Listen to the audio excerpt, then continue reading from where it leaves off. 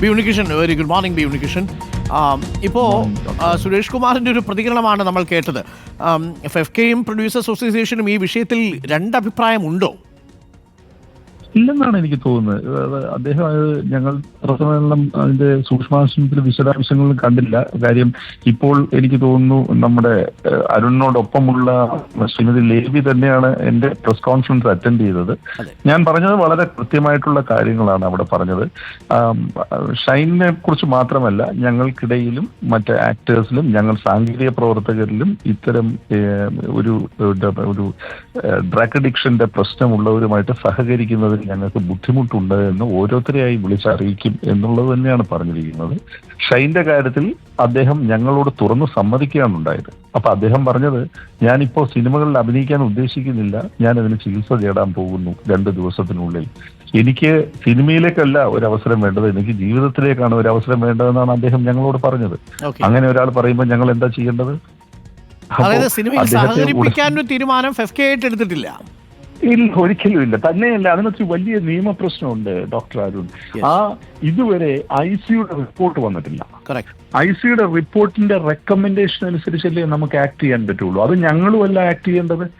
ഈ ICയുടെ റിപ്പോർട്ട് സമർപ്പിക്കപ്പെടുന്നത് സൂത്രവാക്യം എന്ന സിനിമയുടെ പ്രൊഡ്യൂസറിനാണ്. ആ റെക്കമെൻഡേഷൻ നടപ്പാക്കാനുള്ള ബാധ്യത ആ പ്രൊഡ്യൂസറിനാണ്.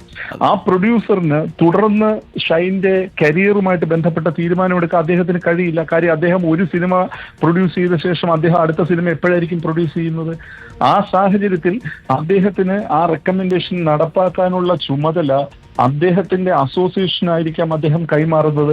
പക്ഷെ അതിന് ലീഗൽ സാങ്ക്ടിറ്റി ഇല്ല എന്ന് താങ്കൾ മനസ്സിലാക്കണം. പോഷ് ആക്ടിൽ അത് വളരെ വലിയൊരു ഗ്രേ ഏരിയയാണ്. അപ്പൊ അങ്ങനെ ഒരു റെക്കമെൻഡേഷൻ ഇംപ്ലിമെന്റ് ചെയ്യാനായിട്ട് നിർമ്മാതാക്കളുടെ അസോസിയേഷനെ ചുമതലപ്പെടുത്തുക എന്ന് പറഞ്ഞാൽ it's A matter of convenience. കാരണം അദ്ദേഹത്തിന് അതിനുള്ള പ്രിറോഗേറ്റീവ് ഇല്ലാത്തത് കൊണ്ടാണ്. അപ്പൊ അത്തരം ഒരു റിപ്പോർട്ട് വെയിറ്റ് ചെയ്യുന്നതിന് മുമ്പ്, പുറത്തു വരുന്നതിന് മുമ്പ്, അതിന്റെ റെക്കമെൻഡേഷൻ എന്താണെന്ന് അറിയുന്നതിന് മുമ്പ് മുൻവിധിയോടുകൂടി FFKക്കോ പ്രൊഡ്യൂസേഴ്സ് അസോസിയേഷനോ ആർക്കെങ്കിലും ഈ വിഷയത്തിൽ ഒരു തീരുമാനം എടുക്കാൻ പറ്റുമോ? പക്ഷെ ഞങ്ങൾ അദ്ദേഹത്തോട് പറഞ്ഞത് എന്താണ്? ഇത്തരത്തിൽ താങ്കൾ മുമ്പോട്ട് പോകുന്ന സ്ഥിതിക്ക് ഞങ്ങൾക്ക് സഹകരിക്കാൻ ബുദ്ധിമുട്ടുണ്ട്. ഞങ്ങൾ വിശാലമായ ഒരു അർത്ഥത്തിൽ കൂടിയാണ് അത് പറഞ്ഞത്.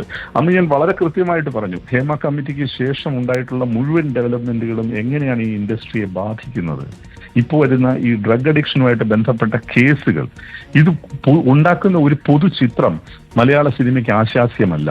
അത് ഉൾക്കൊണ്ടുകൊണ്ട് അങ്ങനെയുള്ളവരുമായിട്ട് സഹകരിക്കുന്നതിൽ നമുക്ക് ബുദ്ധിമുട്ടുണ്ടെന്ന് പറഞ്ഞപ്പോൾ അദ്ദേഹം തന്നെ ഇങ്ങോട്ട് പറയുകയാണ്, ഞാൻ സിനിമ ചെയ്യുന്നില്ല, ഞാൻ ഒരു ട്രീറ്റ്മെന്റ് എടുക്കാൻ പോകണം. അദ്ദേഹം അതിനൊരു സ്ഥലം ഐഡന്റിഫൈ ചെയ്തിട്ടുണ്ട്, അങ്ങോട്ട് പോകുന്നു. അത് കഴിഞ്ഞിട്ടേ സിനിമ ചെയ്യൂ എന്ന് പറയുമ്പോൾ എവിടെയാണ് ഞങ്ങളുടെ ഒരു നിലപാട് മാറ്റം? ശരി, താങ്ക് യു ഉണ്ണികൃഷ്ണൻ ആ വിശദീകരണത്തിന്.